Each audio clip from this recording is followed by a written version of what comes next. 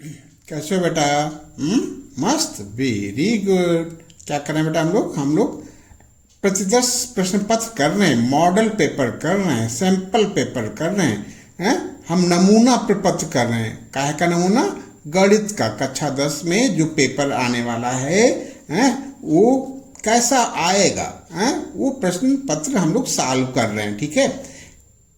खंड आ का हम लोगों ने कर लिया था। खंड बा से क्वेश्चन नंबर 1 भी हम लोगों ने कर लिया था। खंड बा का क्वेश्चन नंबर 2 हम लोग करने जा रहे हैं बेटा। ठीक है। खंड बा का प्रश्न संख्या 2। कैसा है बेटा प्रश्न? ये कैसा प्रश्न बेटा? ये दीर्घ उत्तरीय प्रश्न है। और जो इसका खंड बा का जो क्वेश्चन नंबर 1 था वो लघु उत्तरीय था। वो कितने मार्क्स का था बेटा? 2-2 नंबर का था। कितने नंबर का था?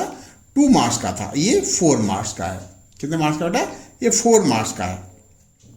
तो इसमें थोड़ा सा क्वेश्चन का सोल्यूशन थोड़ा सा लंबा होगा, कोई बात नहीं, हम लोग प्यार से करेंगे। प्यार से मतलब खूब कंसंट्रेट होकर के करेंगे, थोड़ा खूब उत्साह से करेंगे, अपना संतुलन बनाए रखेंगे, मानसिक संतुलन, और प्यार से करेंगे बेटा। ठीक है। और उचित स्टेपों का जिक्र भी करेंगे। ठीक है। हम स्टेटमेंट भी लिखेंगे। इसमें जो कथन है अपने को हम अच्छा से अच्छा व्यक्त करने की कोशिश करेंगे बेटा। क्या कर रहा है? कह रहा है कि द्विघात बहुपद 6x² - 3 - 7x के शून्यक ज्ञात कीजिए। क्या बात ज्ञात करना बेटा? शून्यक। शून्यक का मतलब ये कि x के वह मान जो इस बहुपद में रखने पर इस बहुपद को शून्य बना दें। क्या बना दें? शून्य बना दें। तो हम लोग करेंगे बेटा। ठीक है। फिर कहता है कि शून्यांकों, जो आपने शून्यांक निकाला है उसमें, और गुणांक क्या है बेटा? x² का गुणांक 6 है, x का गुणांक 7 है। ये क्या बेटा? ये भी गुणांक है। इसे हम कौन सा पद कहते हैं? अचर पद। तो इसमें और शून्यांकों में संबंध जो होते हैं, जो हमने फार्मूला पढ़ा है, उसकी सत्यता की जांच करनी। ठीक है। तो भाई स्टेप बाय स्टेप करते हैं बेटा। क्या है? बहुपद दिया है, बहुपद 6x² - 3 - 7x। तो हम इसको कैसे लिखें बेटा? अब क्यों इसको हम उसमें सीक्वेंस में लिख लेते हैं बेटा। क्या लिखें? 6x² - 7x - 3 = ठीक है। अब इसके फैक्टर काटते हैं बेटा। फैक्टर कैसे करेंगे? 6 3 जा 18। 6 3 जा क्या होता है बेटा? 18।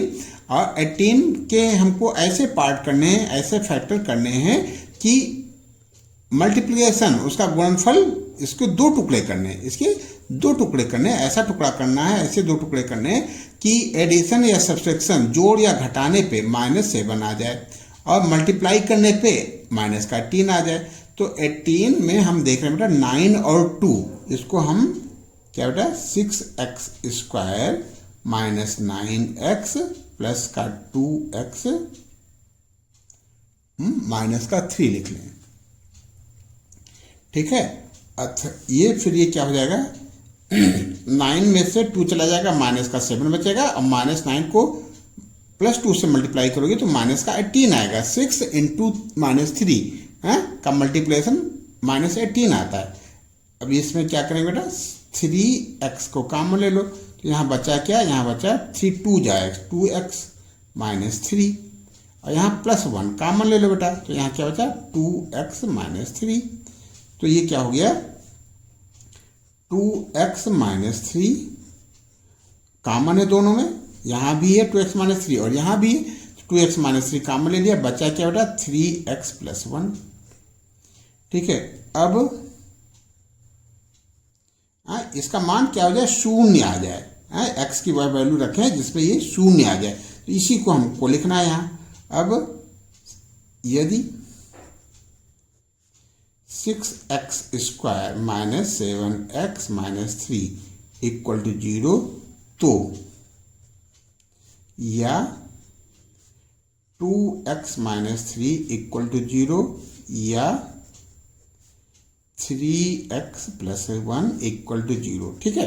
तो बेटा हम लोगों को अभी कोई जल्दी नहीं। जल्दी क्यों नहीं? क्योंकि हम लोग अभी एग्जाम में नहीं बैठे, हम समझ समझ के करेंगे। हमने ये क्यों लिखा? हमने बताया था कि x के वह मान शून्य कहलाते हैं जो इस बहुपद में रखने पर इस बहुपद को शून्य बना दें। तो इसको यदि ये शून्य आएगा तो क्या होगा, ये क्या है बेटा, इसका मल्टीप्लाई है। तो दो चीज़ों का मल्टीप्लाई शून्य तब आता है जब उसमें से कोई एक पद शून्य हो, या तो ये शून्य है या तो ये शून्य है। अब चेक कर लेते हैं बेटा, यदि क्या बेटा, यदि 2x माइनस 3 इक्वल टू शून्य 0, तो x इक्वल टू माइनस 3/2, ठीक है। तो -3 इधर आएगा ना तो +3 हो जाएगा। 2x माइनस 3 लिया ना, तो 2x माइनस 3 इक्वल टू 0, तो x इक्वल टू 3 इधर आएगा 3/2। तो एक तो हमारा शून्य की हो गया। और यदि क्या बेटा, 3x प्लस 1 इक्वल टू 0, तो x इक्वल टू -1/3। तो अतः शून्यक होंगे, अतः शून्यक होंगे, क्या होंगे बेटा, 3/2 एवं कितना बेटा, -1/3।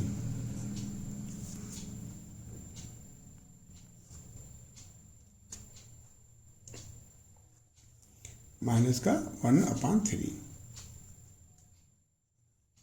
ठीक बेटा। ये हो गए हमारे शून्य, क्या हो गया, 3/2 और -1/3, ठीक है। अब ठीक है, ये तो हमारा आंसर आ गया। अब कहता है इनकी जांच करो, क्या कर रहा है, इनकी जांच करो। जांच का मतलब कि शून्यांक और गुणांक में जो संबंध होते हैं, संबंध क्या होते हैं, संबंध क्या होते हैं बेटा, संबंध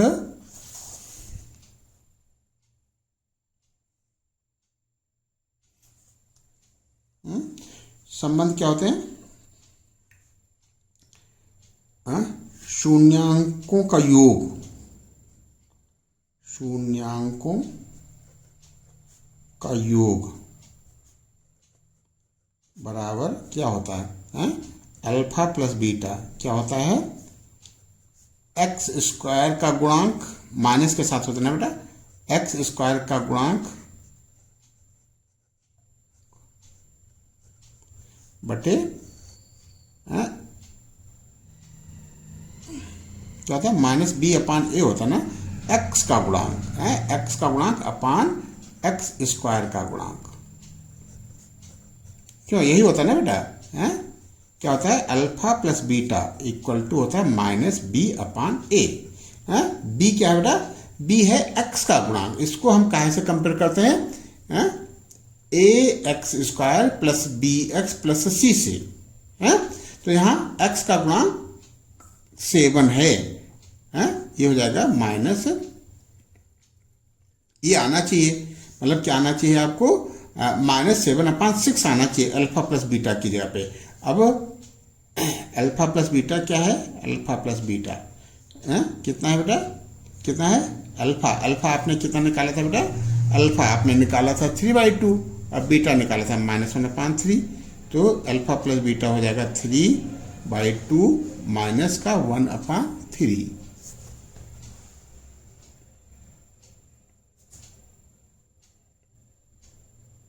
ठीक है, माइनस का 1/3। सॉल्व कर लो, alpha plus beta equal to कितना आ जाएगा, एलसीएम लोगे, 3 2 जा 6, 3 3 जा 9, 9 - 2, तो alpha plus beta equal to आ जाएगा 7/6। कितना आ गया बेटा, 7/6। और लाना क्या था बेटा, -b/a, तो इसको हम आप लिख सकते हो -7/6। यही हो गया बेटा, बी क्या था हमारा, बी था हमारा -7, तो ये हो गया -b/a। तो क्या हो गया, ये सत्य पाया गया, सत्यता की जांच हो गई। ठीक बेटा, ऐसे ही हम क्या निकाल लेंगे, alpha into beta, alpha beta क्या होना चाहिए, सी अपान ए होना चाहिए, यानी -3/6 आना चाहिए, सी अपान ए आना चाहिए। तो ऐसे निकाल लें, हैं क्या लिखे बेटा, हैं क्या, शून्यांकों का गुणनफल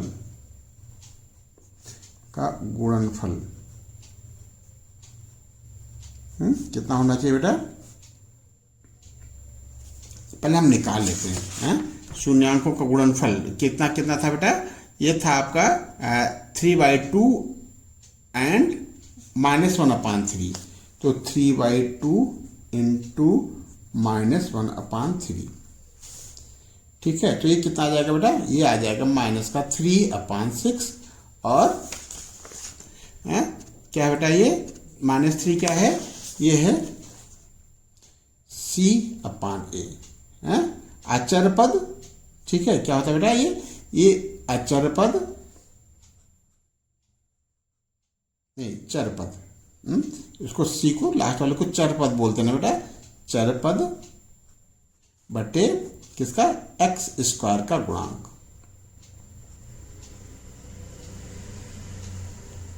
ठीक है। यही आ गया हमारा, ठीक है।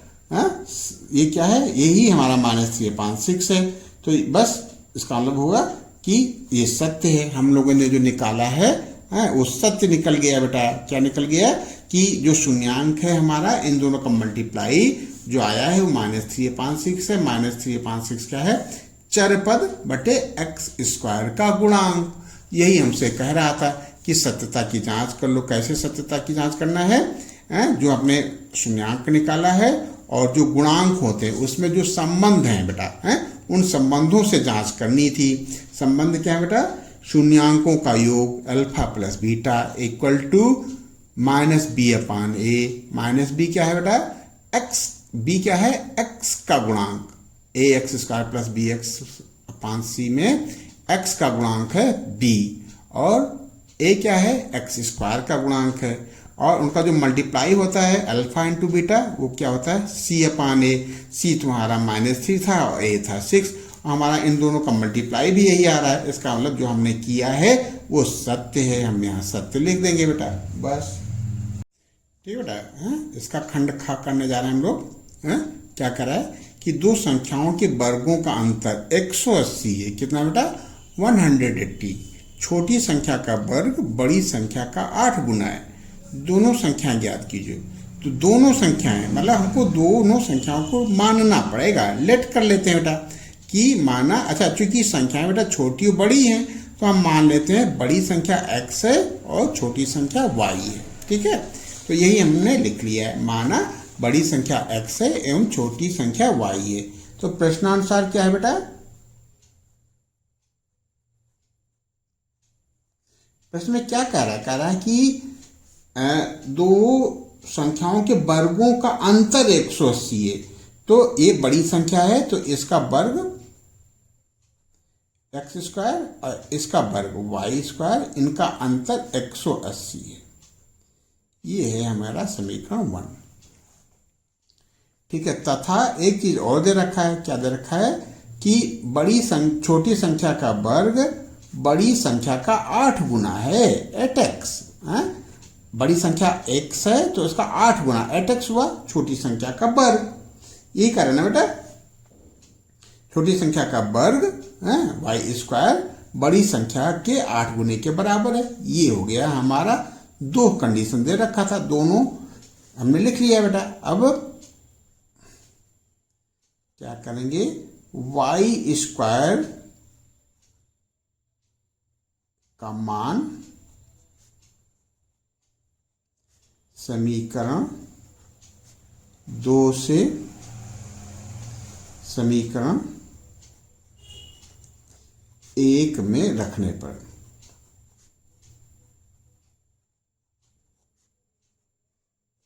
क्या हो जाएगा बेटा, x² के जगह पे हमको x² लिखना है बेटा, और y² के जगह पे माइनस के जगह माइनस लगा दे, y² की जगह पे 8x लिख लें। क्यों, कोई दिक्कत नहीं ना बेटा, इक्वल टू 180। अब क्या करेंगे, 180 को इधर ले आते हैं और लिख लेते हैं एक्स स्क्वायर माइनस 8x और माइनस 180 इक्वल टू 0। ठीक बेटा, ठीक है। अब क्या करें, इसको हम तोड़ते हैं, ऐसा तोड़ते हैं कि मल्टीप्लाई 180 आ जाए। तो कैसे करोगे, पहले इसके हम फैक्टर कर लेते हैं।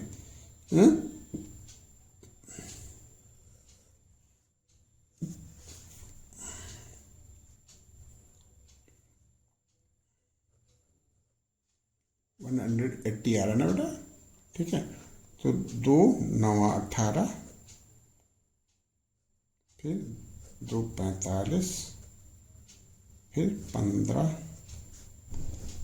फिर 5, फिर 1। ठीक है, तो कैसे क्या लाना बेटा, 8 लाना है डिफरेंस। 2 दूनी 4 3 12, या ऐसा करते ना बेटा, 5 दूनी 10 दूनी 20।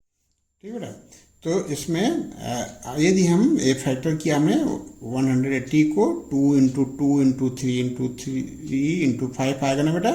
तो इसमें यदि हम 2 इंटू 3 इंटू 3 3 जो 9 2 जो 18, एक माइनस का ले लें और 5 2 जो 10 प्लस का ले लें, तो हमारी बात बन जाएगी बेटा। ये क्या हो जाएगा, एक्स स्क्वायर माइनस का कितना बेटा, माइनस का 18x और प्लस का 10x माइनस का 180 इक्वल टू 0। क्यों, समझ आ रहा है ना बेटा, x square minus 18x plus 10x minus का 180 इक्वल टू 0। तो अब क्या करें, इन दोनों में कितना कॉमन है, x कॉमन है, x कॉमन ले लेते हैं। यहाँ बचा क्या बेटा, यहाँ x बचा माइनस का 18। यहाँ क्या कॉमन है बेटा, यहाँ न्यूमेरिक में 10 कॉमन है, तो प्लस का 10 यहाँ कॉमन ले लो। यहाँ क्या बचा बेटा, x और माइनस का 18 यहाँ भी बच गया इक्वल टू 0। ठीक है, तो यहाँ दो पद हो गए हैं, इस प्लस से पहले एक पद हो गया, इस प्लस के बाद एक पद हो गया। दोनों में क्या कॉमन है, x माइनस 18 कॉमन है। बचा क्या, यहाँ बचा x प्लस 10 इक्वल टू 0। ठीक है, अब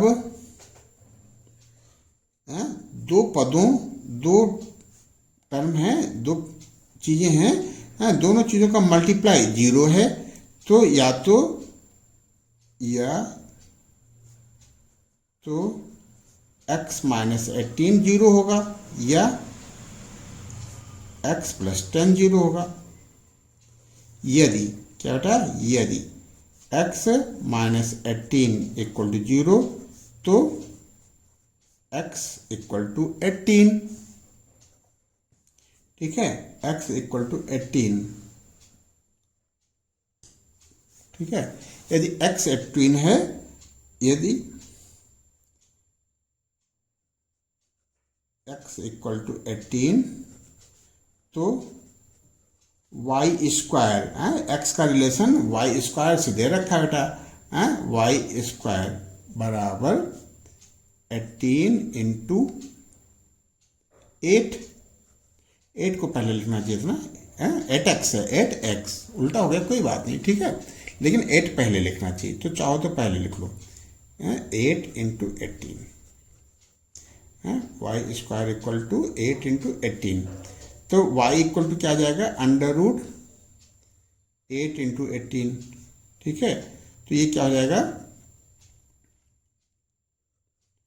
2 दूनी 4 दूनी 8, ये 8 हो गया, और 18 को 2 इंटू 3 इंटू 3। ठीक है, अब पेयर बना लेते हैं, एक पेयर ये बन गया, एक पेयर ये बन गया, एक पेयर ये बन गया, तो 2 इंटू 2 इंटू 3, तो हो जाएगा 12। तो x 18 है और y 12 है।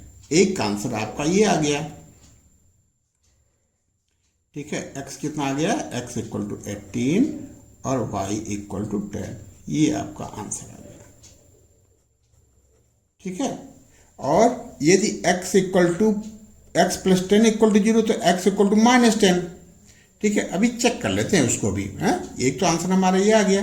तो अब यदि x प्लस 10 इक्वल टू 0, क्या लिखे बेटा, यदि क्या बेटा,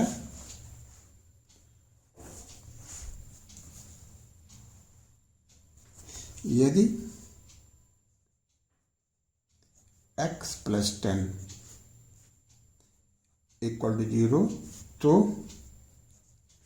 x = -10 और y² बराबर क्या होता है, y² बराबर क्या था बेटा 8x, y² बराबर 8 × -10, y² बराबर -80, तो y = √-80 है, जो अकल्पनीय है, अकल्पनीय क्या बेटा, जो कल्पनीय नंबर है, इमेजिनरी नंबर है, क्या बेटा ये इमेजिनरी नंबर है, कल्पनीय नंबर है, कल्पनीय संख्या है।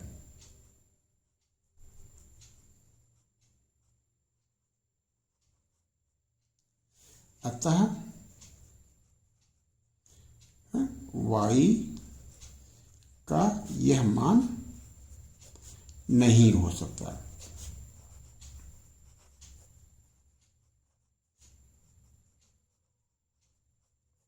ठीक है, तो अतः x बराबर कितना आया था बेटा, x बराबर जो हमारा ये मान आया था 18 और 12, y बराबर 12, यही हमारा पर्याप्त आंसर है, यही अभीष्ट नंबर, यही अभीष्ट संख्याएं, यही अभीष्ट संख्याएं हैं। ठीक है, यही हो सकते हैं, और वो x = -10 तो हम लिख सकते हैं बेटा, लेकिन उसका करस्पॉन्डिंग y क्या आ रहा है बेटा, कल्पनीय नंबर आ रहा है, इमेजिनरी नंबर आ रहा है, इसलिए वो हम नहीं ले सकते। ठीक है, फिर अगला पार्ट है, ठीक बेटा, गा प्रश्न का हल करेंगे हम लोग। इसमें प्रमेय है बेटा, क्या कह रहा है कि सिद्ध कीजिए किसी वृत्त के किसी व्यास के सिरों पर खींची गई स्पर्श रेखाएं समांतर होती हैं। क्या दिया है, एक वृत्त दिया है, वृत्त का व्यास दिया है, और कह रहा है कि व्यास के सिरों पर, देखो फिगर ऐसे है बेटा, क्या बेटा, C केंद्र का एक वृत्त है माना, और MCN एक व्यास है, M और N स्पर्श बिंदु या M बिंदु से एक स्पर्श रेखा AB खींची गई है, और N बिंदु से एक स्पर्श रेखा CD खींची गई है। प्रूव करना है, क्या प्रूव करना है, कि जो स्पर्श रेखाएं हैं वो समांतर होती हैं बेटा। क्या लिखा है कि व्यास के शुरू पर खींची गई स्पर्श रेखाएं समांतर होती हैं। क्या प्रूव करना है, AB = CD। ठीक है, इस चीज को जो हम बोल रहे हैं बेटा, हमने थोड़ा सा लिख लिया है बेटा, आपका समय बचाने के लिए, कि आपका समय ज़्यादा ना लगे, इसलिए हमने इसको लिख लिया है। माना C केंद्र का वृत्त है, एक लिख लो, माना C केंद्र का एक वृत्त है, MCN व्यास है, MCN व्यास है। ठीक है, M एवं N बिंदु पर दो स्पर्श रेखाएं, M और N पे दो स्पर्श रेखाएं AMB और CND खींची गई हैं। सिद्ध करना है AB समांतर टू CD। ठीक है, ये प्रूव करना बेटा। ठीक है, तो इसको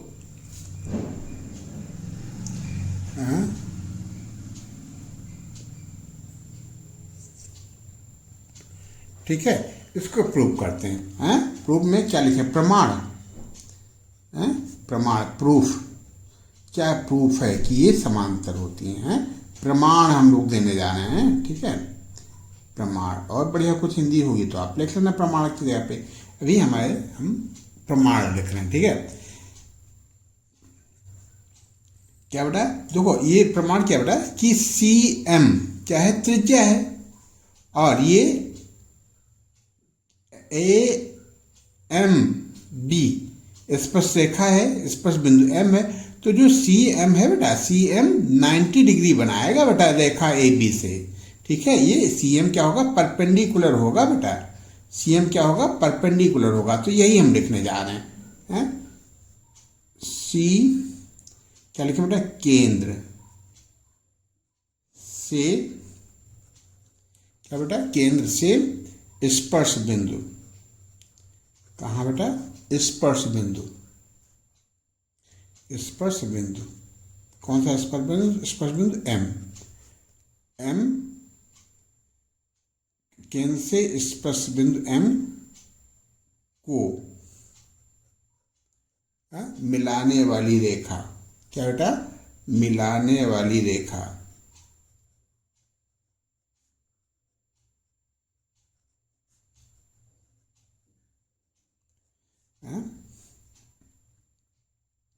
ये क्या बेटा, त्रिज्या है, मिलाने वाली रेखा क्या बेटा, त्रिज्या, स्पर्श बिंदु पर, स्पर्श बिंदु पर लंब होती है। हाँ, ये एक बेटा प्रमेय है, क्या प्रमेय है, कि इस केंद्र और स्पर्श बिंदु को मिलाने वाली रेखा स्पर्श रेखा पर लंब होती है। ये प्रमेय है बेटा, बिंदु पर लंब होती है।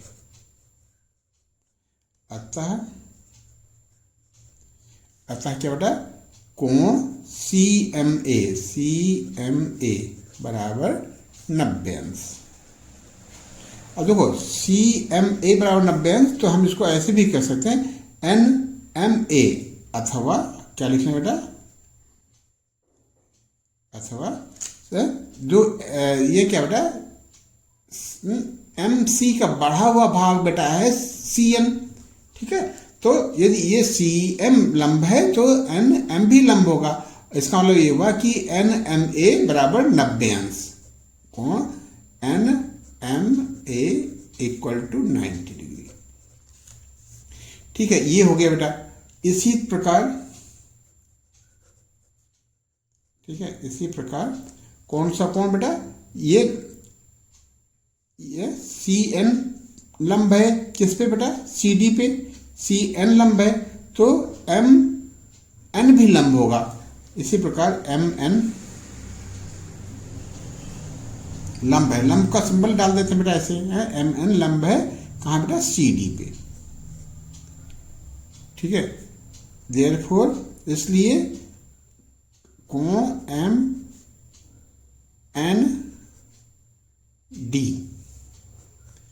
बराबर 90 अंश है। तो ये कोण 90 अंश का है और ये कोण 90 अंश का है। कौन कौन से कोण, ये कोण 90 अंश का हो गया और ये कोण भी 90 अंश का हो गया बेटा, ठीक है। और ये कोण तो क्या लिखें बेटा, है समीकरण 1 एवं 2 से, 2 ऐसे बनाना बेटा, 2 से क्या, कोण कोण NMA, कोण NMA बराबर कोण MND, ठीक है। ये एकांतर कोण है, ये क्या है बेटा, एकांतर कोण है,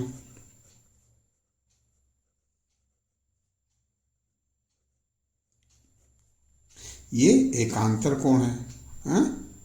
अतः AB समांतर CD, क्या, इति सिद्धम, यही सिद्ध करना था। अच्छा, एकांतर कोण से बराबर हो गए तो ये पैरेलल कैसे हो गए, हो गए बेटा। एकांतर कोण, ये एकांतर कोण है, एकांतर कोण तभी बराबर होते हैं जब दो पैरेलल रेखा होती है। यदि ये इसके पैरेलल है, ये इसके समांतर है, तो ये कोण बराबर होंगे, और यदि ये कोण बराबर हैं तो ये समांतर होंगी। बस यही हमने बताया कि ये कोण इस कोण के बराबर है, और ये एकांतर कोण है बेटा, अल्टरनेट इंटीरियर एंगल बोलते हैं इनको, ये एकांतर कोण बराबर है, इसका मतलब ये रेखाएं समांतर है। समांतर रेखाएं होती हैं तो एकांतर कोण बराबर होते हैं, एकांतर कोण बराबर है तो ये समांतर रेखाएं। बस बेटा यही सिद्ध करना था। अगला प्रश्न हम लोग करते हैं, कौन सा प्रश्न, घा करेंगे, ठीक बेटा, ठीक बेटा। घा प्रश्न इस तरीके से बेटा क्या करा है कि सिद्ध कीजिए कि किसी बाह्य बिंदु से किसी वृत्त पर खींची गई स्पर्श रेखाओं के बीच का कोण, ठीक है, का कोण स्पर्श बिंदुओं को मिलाने वाले रेखाखंड द्वारा केंद्र पर अंतरित कोण का संपूरक होता है। अब समझने की कोशिश करना बेटा, क्या कह रहा है कि किसी बाह्य बिंदु से किसी वृत्त पर खींची गई स्पर्श रेखाओं के बीच का कोण है, ये बाह्य बिंदु P है मान लो, और यहाँ से दो स्पर्श रेखाएं खींची गई PM और PN। कहता है इन स्पर्श रेखाओं के बीच का कोण, ये कोण, ठीक है। और क्या बेटा,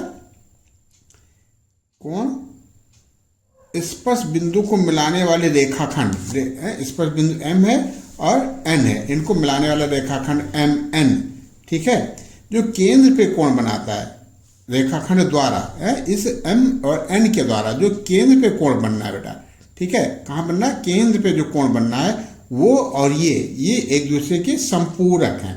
संपूरक मतलब इन दोनों के कोणों का योग 180 अंश है। ये हमको प्रूव करना है बेटा, यही हमने लिख लिया है कि दिया है C केंद्र का एक वृत्त, बाह्य बिंदु P से दो स्पर्श रेखाएं PM एवं PN, सिद्ध करना है कोण P धन कोण C बराबर 180 अंश। ठीक बेटा, अब प्रूव करते हैं। अब प्रूव करने का इसमें क्लू क्या है बेटा, इसका बेसिक क्या है कि जो CM है, CM PM पे 90 डिग्री बनाएगा, त्रिज्या, ठीक है, स्पर्श बिंदु पे 90 अंश का कोण बनाती है। ऐसे ही बेटा ये जो है ये कोण भी हमारा 90 अंश का होगा, ठीक है। तो क्या लिखें, CM क्या लिखें, चूंकि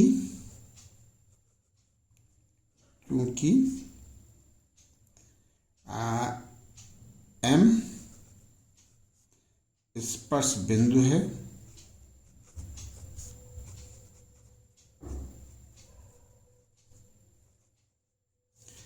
अतः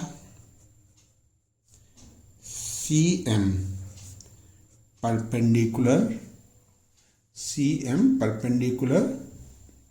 किस पे, परपेंडिकुलर PM पे, एवं इसी प्रकार क्या है, CN परपेंडिकुलर है किस पे, PN पे, इसलिए कोण M बराबर 90 अंश, ठीक है, कोण क्या बेटा N बराबर 90 अंश, ठीक है। अब चतुर्भुज क्या लिखें, अब चतुर्भुज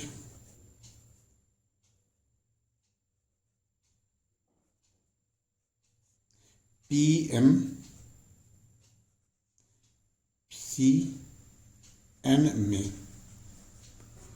ठीक है, कोण P प्लस कोण M प्लस कोण C प्लस कोण N बराबर कितना बेटा, 360 अंश। तो P लिखा रहने देते हैं, M की जगह पे 90 अंश लिख लेते हैं, C लिखा रहने देते हैं और N की जगह पे बेटा 90 अंश लिख लेते हैं, बराबर 360 अंश, ठीक है। ठीक, तो कोण P प्लस कोण C बराबर 360 और 90 180 उधर जाएगा तो माइनस 180, अथवा R कोण P प्लस कोण C बराबर 360 में से 180 जाएगा, 360 में से 180 जाएगा बेटा 180। यही आपको प्रूव करना था, है। यहाँ लिख दो इति सिद्धम, क्या लिखोगे बेटा, इति सिद्धम, यही आपको सिद्ध करना था, ठीक है। ये प्रूव हो गया, ठीक है। हम लोग क्वेश्चन नंबर किसका बेटा 2 का ही अगला पार्ट कर लेंगे, ठीक है। कौन सा पार्ट, अंगा, ठीक है, ये नोट कर लो बेटा। अंगा पार्ट बेटा हम लोग करेंगे, एक थैले में 3 लाल और 5 काली गेंद है। इस थैले में एक गेंद यादृच्छिक निकाली गई। यादृच्छिक मतलब अचानक, एटरडम, बिना भेदभाव के अंदर हाथ डाल के टटोल रहे हैं कि लाल गेंद है कि काली, ऐसा नहीं किया गया। यादृच्छिक, अचानक निकाली गई है। इसकी प्रायिकता क्या है कि गेंद लाल हो या लाल नहीं हो। ठीक है, तो छोटा सा प्रश्न है बेटा, इसमें कैसे करते हैं पहले लिख लेते हैं इनकी संभावित चीजें बेटा। अंगा कर लेना बेटा, क्या लिखे हैं, लाल गेंदों की संख्या, क्या, लाल गेंदों की संख्या कितनी है बेटा, कितनी है, 3।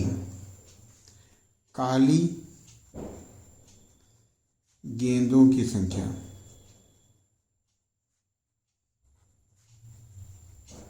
कितनी बेटा, 5। तो कुल गेंदों की संख्या,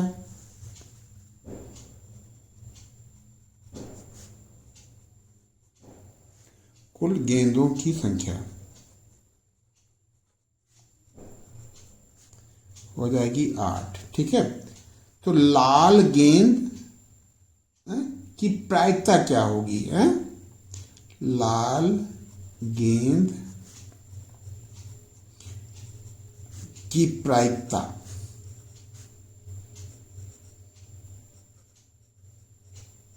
कितनी हो जाएगी बेटा, लाल गेंद की प्रायिकता हो जाएगी, लाल गेंद की संख्या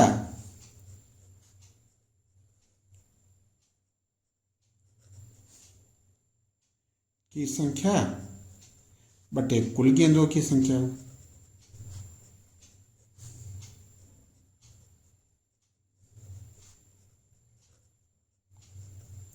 ये कितना हो जाएगा बेटा, लाल गेंद कितनी है आपकी, 3/8। तो 1, तो उत्तर आपका ये हो गया बेटा। कहता है लाल गेंद ना होने की प्रायिकता बताओ, क्या कह रहा है, लाल गेंद ना होने की प्रायिकता। तो लाल, मान लो ये P है बेटा, ये P है, ठीक है, तो लाल गेंद ना हो, ना निकले की प्रायिकता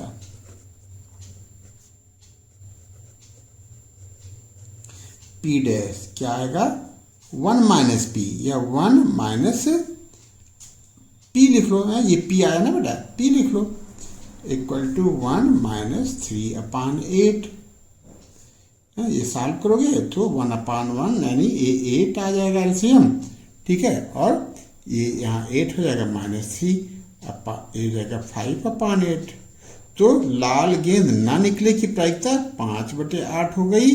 ठीक है, और लाल गेंद निकलने की प्रायिकता 3/8 हो गई। यही पूछ रहा था बेटा। ठीक है, ये हो गया बेटा। अगला क्वेश्चन हम लोग, अगला लास्ट पार्ट है क्वेश्चन नंबर 2 का 4 खंड है, वो हम लोग कर लेते हैं। इस सेशन का लास्ट क्वेश्चन है बेटा, प्रश्न संख्या 2 का 4 खंड। क्या कह रहा है, नीचे दिए हुए बंटन का माध्यक, माध्यक क्या है बेटा, इसको माध्यिका भी बोलते हैं ना बेटा, 28.5 है। यदि बारंबारताओं का योग 60 है, सम ऑफ फ्रीक्वेंसी 60 दे रखा है, तो x और y के मान ज्ञात करो। यहाँ बारंबारता में x पड़ा है और y पड़ा है। ठीक है, और इन सब का योग 60 दे रखा है, तो यहाँ से x और y में एक संबंध आ जाएगा बेटा, और एक संबंध हम यहाँ से निकाल लेंगे, तो 2 संबंध मिल जाएंगे, तो 2 अज्ञात चीजें हमको पता चल जाएंगी बेटा। ठीक है, माध्यक क्या दे रखा बेटा, 28.5, तो माध्यक का वर्ग हो जाएगा 28.5 कहाँ पाएगा, 20 से 30 वाले में। ठीक है, तो इस टेबल को हमने यहाँ बनाया है बेटा। ठीक है, 0 से 10 में 5 है फ्रीक्वेंसी, ऐसे ही हमने बना लिया बेटा। और माध्यक का सूत्र होता है बेटा L + n/2। n क्या है, सम ऑफ फ्रीक्वेंसी, बारंबारताओं का योग, बटे 2 minus communicative frequency. Communicative frequency क्या है, जिस वर्ग में माध्यक है उससे जस्ट पहले वाली संचयी बारंबारता, CF होती है अपान F। F क्या है? वर्ग वाली बारंबारता। तो हमको यहाँ CF की जरूरत पड़ेगी, इसलिए हम यहाँ CF भी कैलकुलेट कर लेंगे। CF मतलब संचयी बारंबारता। तो पहली बारंबारता पहले की संचयी बारंबारता एक होती है, फिर इसमें हम ये जोड़ते जाते हैं। ये 5 प्लस एक्स हो गया, ये 5 में 20 जोड़ दोगे तो 25 प्लस एक्स हो गया, 25 में 15 जोड़ोगे तो ये 40 प्लस एक्स हो गया, 40 में अब ये तो हमारा बेटा यही रह जाएगा x प्लस वाई। ठीक है, अब 40 में y जोड़ोगे तो 40 में 5 जोड़ोगे तो 45 प्लस एक्स प्लस वाई हो जाएगा। ठीक है, क्यों बेटा? अब ये क्या है? बारंबारताओं का योग है, यही आएगा बेटा। क्या आएगा? 45 प्लस एक्स प्लस वाई। प्रश्नानुसार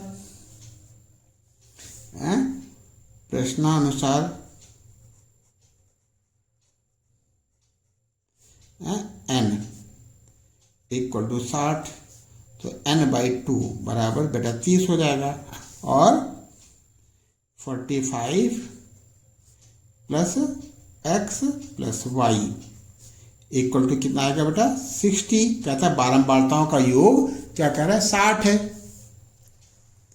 क्या कह रहा है बेटा? बारंबारताओं का योग 60 बता रहा है। तो 45 plus x plus y equal to 60। तो क्या हो जाएगा बेटा? x plus y equal to कितना बेटा? 45 इसमें से माइनस हो जाएगा 15। एक तो समीकरण आपका ये बन गया बेटा। ठीक है, अब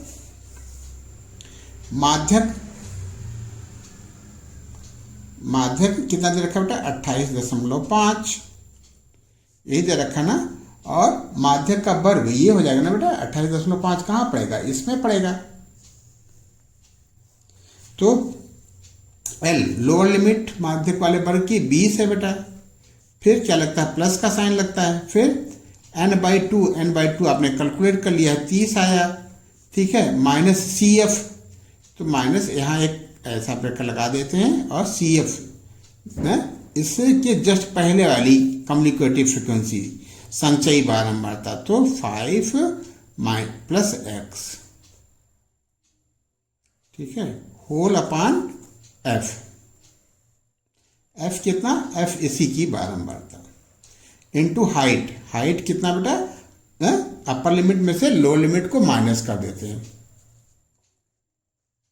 अपर लिमिट में से लोअर लिमिट को माइनस कर देते हैं। ये हो गया 10। ठीक है, अब 10 का एक जीरो इस जीरो से कैंसिल कर दिया, और इस 20 को इधर ट्रांसफर कर देंगे, तो यहाँ क्या बचेगा? 28.5 माइनस 20 बराबर ये क्या हो जाएगा बेटा? 30 माइनस 5 माइनस एक्स अपान 2। क्यों भाई? यही आएगा ना बेटा। अब यहाँ बचेगा 8.5, और 2 को इधर मल्टीप्लाई कर दोगे तो 2 हो जाएगा बेटा। यहाँ 30 में से 5 चला जाएगा, 25 माइनस एक्स, तो ये हो जाएगा 17.0 बराबर 25 माइनस एक्स। ठीक है, तो क्या करें? एक्स इधर ले आते हैं, एक्स इक्वल टू 25 माइनस 17। तो एक्स की बराबर वैल्यू आ गई 8। ठीक है, एक्स 8 आ गया है। आपको एक्स और वाई पता करना था, तो एक्स प्लस वाई बराबर कितना है बेटा? 15। समीकरण 1 है, तो एक्स का मान समीकरण 1 में रखने पर क्या लिखें बेटा? एक्स का मान क्या लिखें? एक्स का मान एक्स का मान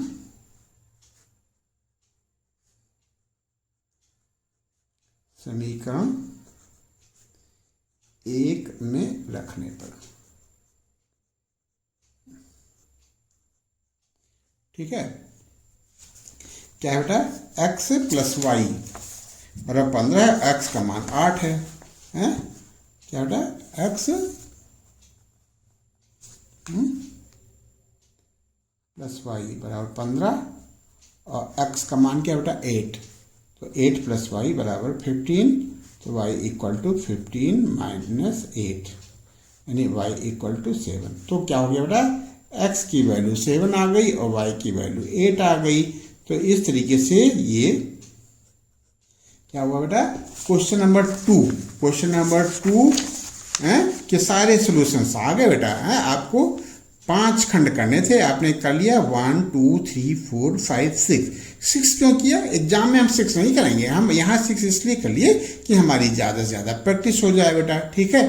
तो इस तरीके से ये क्वेश्चन नंबर 2 कंप्लीट हुआ। क्वेश्चन नंबर 3 से हम लोग नेक्स्ट सेशन में करेंगे, तभी आप रेस्ट कर लो, थोड़ा सा ब्रेक कर लो, ठीक है, फिर हम नेक्स्ट सेशन में मिलते हैं। आज के लिए बेटा बस इतना ही। हमारा वीडियो यदि आपको समझ में आया, आपके लिए उपयोगी हो, तो अपने दोस्तों को भी शेयर कर दो, उनके लिए भी उपयोगी हो जाए। और बेटा आपने शेयर नहीं किया है तो शेयर कर दो, और सब्सक्राइब नहीं किया बेटा तो सब्सक्राइब कर दो, ठीक है बेटा। बहुत बहुत धन्यवाद।